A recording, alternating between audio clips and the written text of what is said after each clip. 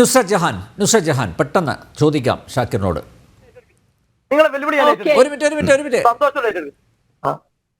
എനിക്കിപ്പോ ചോദിക്കാനുള്ളത്, ഞാൻ ചോദിക്കണോ, ഇപ്പൊ ഷാക്കിർ പറയണേ ഞാൻ മതവിധി പറയാൻ ആളല്ല, അപ്പോ മുസ്ലിം ലീഗ് അല്ല.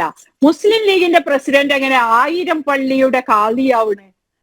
മുസ്ലിം League is a political party. Political പാർട്ടിന്റെ ലീഡർ പൊളിറ്റിക്കൽ പാർട്ടിന്റെ ലീഡർ ആയിട്ടിരിക്കണം, അല്ലാതെ പള്ളികളുടെ 1000 പള്ളികളുടെ കാലിയായിരിക്കാൻ പാടില്ല. അതുകൊണ്ട് തന്നെയാ മുസ്ലിം ലീഗുകാരോട് നമ്മൾ ചോദിക്കണേ. പിന്നെ രണ്ടാമത്തെ ഒരു കാര്യം, കാന്തപുരം ഉസ്താദിനോടും ഷാക്കിർ എല്ലാ മുസ്ലിം ലീഗുകാരോടും ശരിക്കും ചോദിക്കാനുള്ളത്, ഹജ്ജ് ജീവിതത്തിലെ ഏറ്റവും പവിത്രമായ അവസാനത്തെ ഒരു കർമ്മമാണ് ഹജ്ജ് എന്ന് പറയണേ. ആ ഹജ്ജിന് പോകുമ്പോ അവിടെ ആണും പെണ്ണും ഇടകലർന്ന, ഉംറക്ക് പോകുമ്പോ ഞാനും പോയിട്ടുണ്ട്, ആണും പെണ്ണും ഇങ്ങനെ തിങ്ങി ഇങ്ങനെ നമുക്ക് എവിടെയാ പോണ്ട അറിയില്ല. ഒരു പ്രശ്നം അവിടെ ഉണ്ടാവാറുമില്ല. അത് നമ്മൾ ശ്രദ്ധിക്കണം. ആണുങ്ങൾ അടിവസ്ത്രം ഇല്ലാതെ ഒറ്റ മുണ്ട് ഇങ്ങനെയും പിന്നെ ബ്രാഹ്മൺസ് നൂലിടണ പോലെ അതേ സ്റ്റൈലിൽ ഒരു തുണി ഇങ്ങനെ കെട്ടിയിട്ടുമാണ് ആണുണ്ടാവാറ്. പക്ഷെ അവിടെ ഒരു വ്യഭിചാരോ ഒരു പ്രശ്നവും ഇല്ല. കാരണം അവിടെ ചെല്ലുന്നവന് അവിടെ ഒരു ലക്ഷ്യം ഉണ്ടാവും. ലക്ഷ്യത്തിന് വേണ്ടി പോകുന്നവനും മാത്രമാണ്. ലക്ഷ്യമാണ് മനുഷ്യന്റെ ഏറ്റവും വലിയത്. ഇപ്പൊ തലയിലിടാത്ത തലയിൽ തന്നെ കണ്ട് പിന്നെ അല്ലെങ്കിൽ ബോഡി കണ്ട് കാമം വരിക എന്ന് പറയുന്നത് നമ്മളെ തെറ്റല്ല, അത് ഈ ചിന്തിക്കുന്നവരെ തെറ്റാ.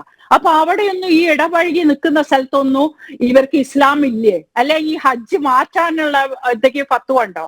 അപ്പൊ ഇവര് പറയും നോക്കിയാ ഇപ്പൊ സൗദി അറേബ്യയിലെ സൽമാൻ രാജകുമാരനെ പറ്റി പറയുമ്പോ ഇവര് പറയാ അയാൾ പറയണമെന്നല്ല മുസ്ലിം ഇസ്ലാം, ഞങ്ങളിപ്പോ ഇസ്ലാമിനെ പറ്റി കണ്ടെത്തി. 1400 കൊല്ലം കഴിഞ്ഞിട്ട് കേരളത്തിൽ അങ്ങോട്ട് കണ്ടെത്തി. കുറച്ച് പർദ്ദയിട്ട് ഇങ്ങനെ കണ്ണ് കെട്ടി അങ്ങോട്ട് പോകാൻ പാടില്ല. എഞ്ചിനീയർ ആവാനും ഡോക്ടർ ആവാനും പൈലറ്റ് ആവാനും നേഴ്സ് ആവാനും ടീച്ചർ ആവാനും ഒക്കെ മുസ്ലിം പെൺകുട്ടികൾ ഇറങ്ങി വരുന്നുണ്ട്. ആ ഇറങ്ങി വരുന്നെല്ലാം നിർത്തുക എന്നുള്ള ഒരു ലക്ഷ്യം മാത്രമാണ് ഹിജാബും മക്കനിയും ഒക്കെ കൊണ്ട് ഇവർ ഉദ്ദേശിക്കുന്നത്. മുഹമ്മദിന്റെ ഭാര്യ സെഫിയാക്ക് വോട്ട് ചെയ്യാന്ന് പറഞ്ഞിട്ട് മുഹമ്മദിന്റെ ഫോട്ടോ ആണ് മുസ്ലിം ലീഗ് കഴിഞ്ഞ ഇലക്ഷന് പോലും മലപ്പുറത്ത് ഉണ്ടായത് നമ്മൾ കാണുന്ന.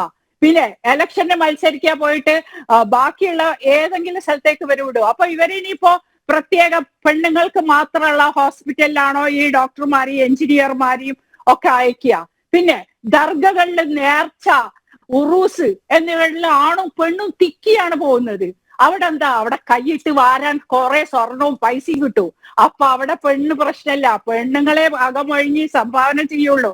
വയലിന് കേൾക്കാൻ പോകുമ്പോ ആണും പെണ്ണും ഒരേ സ്ഥലത്ത് തിക്കി തരുന്നതന്നെ ഇരിക്കുക. നമ്മളൊക്കെ അത് ചെറുപ്പം തൊട്ടേ പോകണ്ട. ഇപ്പോഴും ഞാൻ ദർഗയിലും പിന്നെ ഉറൂസിലൊക്കെ പോണ ഒരു വ്യക്തിയാ. ഞാനൊരു വിശ്വാസിയല്ല. That is my trust. ഞാൻ ഈ വിശ്വാസത്തെ പറയില്ല, റിലീജിയന്റെ വിശ്വാസം എന്ന് പറയില്ല. അത് നമ്മുടെ ഒരു തോട്ട് പ്രോസസ് ആണ്. ഭഗവാൻ കൃഷ്ണൻ പറഞ്ഞ പോലെ ട്രസ്റ്റ് ആണ്, എന്റെ ട്രസ്റ്റ് ആണ് എന്റെ ദൈവം. ആ ട്രസ്റ്റ് ഉള്ള എനിക്ക് അറിയാം ഞാൻ എന്ത് ചെയ്യണം, ഞാൻ ചെയ്യണേ ശരിയാ. അതാണ് ജീവിതം എന്നുള്ളതാണ്. അതുകൊണ്ടാണ് നമ്മളൊക്കെ സനാതന ധർമ്മത്തിൽ ഊന്നി പറയണേ, ലോകത്തിന് മുന്നോടിയായി നിൽക്കണേ. ഇപ്പൊ എല്ലാവർക്കും നല്ല ബേജാറാ. ഏറ്റവും വലിയ ക്രൗഡ്, ഏറ്റവും വലിയ സ്പിരിച്വൽ ക്രൗഡ് വന്നിരിക്കണേ ഈ നൂറ്റാണ്ടിലെ ഏറ്റവും വലിയ സ്പിരിച്വൽ മഹാകുംഭമേളയിൽ. ഇവര് പറഞ്ഞുകൊണ്ടിരുന്നേ അങ്ങനെ ഹിന്ദുവിന് ഒരു ആചാരവും ഇല്ല, ഒന്നുമില്ല, ഹിന്ദുക്കള് ഒന്നും ആർക്കും കൊടുക്കൂല, സഹായിക്കൂല. ഞാനൊക്കെ കേട്ടുകൊണ്ടിരുന്ന വളരുന്ന വരെ നിങ്ങളൊക്കെ കേട്ടിട്ടുണ്ടാവും മുസ്ലിങ്ങൾക്ക് സഹായത്തിന്റെ ഇതുള്ളൂ. നിങ്ങൾക്കറിയോ 10 കോടി 5 കോടിയൊക്കെ ആൾക്കാരാണ് അവിടെ വരുന്നത് മഹാകുംഭം. ഭക്ഷണം ഫ്രീ ആ, 45 കോടി. ഇനിയിപ്പോ അമാവാസിയുടെ 10 കോടി ജനങ്ങളെ പ്രതീക്ഷിക്കണേ. ഒരു വെള്ളവും ഭക്ഷണം വാങ്ങണ്ട, ദാനം ചെയ്യുക അവിടെ. അപ്പൊ അന്നദാനത്തിനെ പറ്റി പറഞ്ഞ നമ്മളെ സനാതന ധർമ്മം. ഇതൊക്കെ കാണുമ്പോ ഇവർക്കൊക്കെ നല്ല പേടിയുണ്ട്. നോർത്ത് ഇന്ത്യയിൽ അത് വില പോവൂല. അതുകൊണ്ട് കേരളത്തിൽ ഇരുന്ന് അവിടെ കാശ്മീർ പോയോണ്ട് കേരളത്തിൽ ഇന്ന് ഒരു ഇസ്ലാമിക രാജ്യം ഉണ്ടാക്കുക. ഒരാളെ എന്ത് പറയൂ, അപ്പൊ അതിനെ കൗണ്ടർ ചെയ്ത് വേറൊന്ന് പറയൂ. അപ്പൊ പാണക്കാട് തങ്ങൾ ഇങ്ങനെ പറയോ, അതൊന്നും ഞാൻ പറഞ്ഞില്ല, ഞങ്ങൾക്ക് മുസ്ലിങ്ങൾക്ക് വഖഫ് ബോർഡ് ഇതാണ് അത് പറഞ്ഞിട്ട് ഷാജി വരൂ. ഇവരിങ്ങനെ നമ്മളെ പറ്റിക്കാൻ വേണ്ടിയിട്ടുള്ള, അതിലാണെങ്കിൽ കമ്മ്യൂണിസ്റ്റുകാർ കുറച്ച് എണ്ണ ഒഴിച്ചു കൊടുക്കും. അപ്പൊ അത് വിശേഷമായി. അപ്പൊ എന്തായി, വോട്ട് കിട്ടി. ഈ വോട്ട് മാത്രമാണ് ഇവർക്ക്. എന്ത് റിലീജിയൻ അവിടെ ഉള്ളത്? റിലീജിയൻ എന്ന് പറഞ്ഞാൽ ഇൻഡിപെൻഡൻസ് ആ ഷാക്കിറെ ആദ്യം മനസ്സിലാക്കുക. ദൈവം എന്ന് പറഞ്ഞാൽ സ്വാതന്ത്ര്യ. ഈ സ്വർഗത്തുനിന്ന് പുറത്തേക്കാക്കിയ നമ്മളോട് പറഞ്ഞ നീ ഭൂമിയിൽ പോയി സുഖമായി ജീവിച്ചോ എന്ന് പറഞ്ഞ് അയച്ച നമ്മൾക്ക് ഇവിടെ സ്വാതന്ത്ര്യം ഇല്ലാതെ നിങ്ങൾ ഞങ്ങളെ ജനവാതിൽ ഉണ്ടാക്കാൻ പാടില്ല, മൂടിക്കെട്ടണോ, ജോലി ചെയ്യാൻ പാടില്ല എന്ന് പറഞ്ഞാൽ പട്ടിണി എടുക്കേന് ഞാനൊക്കെ ജോലി ചെയ്തിട്ടില്ലെങ്കിൽ. അങ്ങനെ ആയിരക്കണക്കിന് പെണ്ണുങ്ങള് സൗദി അറേബ്യയിൽ ഇരുന്ന് ഇപ്പൊ പറയാൻ പറ്റുമോ പോയ സൗദി അറേബ്യ ആണോ ഷാക്കിർ ഇന്ന് കാണുന്ന സൗദി അറേബ്യ? ഇല്ല. ഹജ്ജിനും ഉംറക്കും പെണ്ണുങ്ങളും ആണുങ്ങളും വേറെ കഴിവുണ്ടാക്കി ടൈം വെക്കാൻ നിങ്ങൾക്ക് പറ്റുമോ?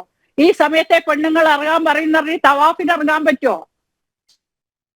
ഇതൊന്നും പറ്റൂല. അപ്പൊ ഇവിടെ ഇരുന്ന് പറയാ. പിന്നെ ഇവർക്കൊരു വിചാരമുണ്ട്. അപ്പൊ അതാണ് ഡോക്ടർ ആരിഫ് ഹുസൈനോടും ജാമിദ ടീച്ചറിനോടും ഇവർക്കുള്ള പ്രത്യേക പ്രശ്നം എന്താ വെച്ചാൽ ഒരു ഖുർആൻ ആയത്ത് ഓതി അർത്ഥവും പറഞ്ഞു ഇവിടെ പറയും.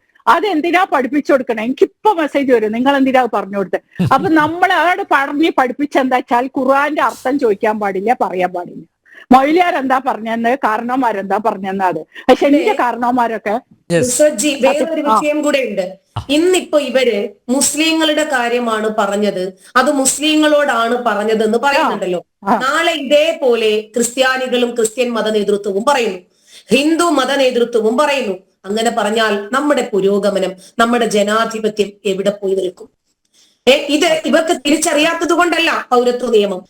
നമ്മൾ കണ്ടതാണ് പൊതു സിവിൽ കോഡ്. നവോത്ഥാനം മതിൽ കെട്ടാൻ പോയവർ പോലും പ്രതികരിച്ചില്ല. അതിൽ പ്രതികരിക്കില്ലല്ലോ.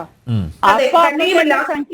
ഇപ്പൊ AP പറഞ്ഞത് ഒരു സ്ത്രീ പീരീഡ്സ് ആകുമ്പോൾ പുരുഷന് ബന്ധപ്പെടാൻ വേറൊരു സ്ത്രീ വേണം, അതിനാണ് സബ്സ്റ്റിറ്റ്യൂഷൻ. 4 ഭാര്യമാർക്ക് ഇവരെ എതിർത്ത് സംസാരിച്ചത്. അതുപോലെ മുത്തലാഖ് വിഷയത്തില് ഞാനും അബ്ദുള്ളയും കൂടി ഒരിക്കൽ ഒരു ചാനൽ ചർച്ചയിൽ ഇരിക്കുമ്പോൾ അദ്ദേഹം പറയാണ് ഫ്ലൈറ്റിൽ വരെ എമർജൻസി എക്സിറ്റ് ഉണ്ടല്ലോ എന്ന്. അപ്പൊ ഞാൻ അതിനകത്ത് ചോദിച്ചു, അതിനകത്ത് മെൻസ് ഓൺലി എന്ന് എഴുതിയിട്ടുണ്ടോ എന്ന് ചോദിച്ചു. ലേഡീസ് ഓൺലി എന്ന് എഴുതിയിട്ടുണ്ടോ? എല്ലാവർക്കും ഇറങ്ങണമല്ലോ. ഈ അപകടം പിടിച്ച വിവാഹം എന്ന് പറയുന്ന ഇതിനകത്തേക്ക് കയറി, എല്ലാ വിവാഹങ്ങളും അപകടമാണെന്നല്ല, ഏതെങ്കിലും ഒരു അപകടം പിടിച്ച വിവാഹത്തിനകത്ത് കയറി കഴിഞ്ഞാൽ ഇറങ്ങാൻ ഒരു എക്സിറ്റ് വേണ്ട. ഇവരുടെ സ്ത്രീ വിരുദ്ധത അടിമുടി വ്യക്തമാണ്, നമുക്കറിയാം. ഒരു ചെറിയ തിരുത്തുണ്ട്, ചെറിയൊരു തിരുത്ത്, ചെറിയൊരു തിരുത്ത്. ഒരു സെക്കൻഡ് ഷാക്കിർ, ചെറിയൊരു തിരുത്ത്, ഒരു തിരുത്തുണ്ട്, ഒരു മിനിറ്റ്, ഒരു തിരുത്തുണ്ട്, ഒരു തിരുത്ത്. സമയമില്ല. ഒരു ചോദ്യം. ഈ നിങ്ങൾ രണ്ടുപേരും ഇസ്ലാമിക നിങ്ങൾ തെറ്റിദ്ധാരണയുടെ പുറത്ത് അടച്ചാക്ഷേപിക്കുന്നുണ്ടല്ലോ. ഞാനൊരു ചോദിച്ചു, BJP നേതാവ് സാക്ഷി മഹാരാജ് ഹിന്ദു സ്ത്രീകൾ 4 പ്രസവിക്കണം എന്ന് പറഞ്ഞു. കുറെ കഴിഞ്ഞിട്ട് ബദ്രികാശ്രമം ശങ്കരാചാര്യ 10 പ്രസവിക്കണം സ്ത്രീകൾ എന്ന് പറഞ്ഞു. നിങ്ങൾ എവിടെയായിരുന്നു? നിങ്ങളുടെ അഭിപ്രായം എന്താണ്? അത് ഹിന്ദുക്കളോട് പറഞ്ഞല്ലേ, ഞമ്മക്കെന്താ? അത് ഹിന്ദുക്കളോട് പറഞ്ഞല്ലേ, ഞമ്മക്കെന്താ? അതിന് ഞമ്മക്കെന്താ ഷാക്കിറെ? അത് ഹിന്ദുക്കളുടെ നേതാവ് ഹിന്ദുക്കളോട് പറഞ്ഞല്ലേ. കാന്തപുരത്തിന്റെ ആളുകളോട് പറയാമെങ്കിൽ ഹിന്ദുക്കളുടെ ആളുകൾക്ക് ഹിന്ദുക്കളുടെ ആളോട് പറഞ്ഞൂടെ?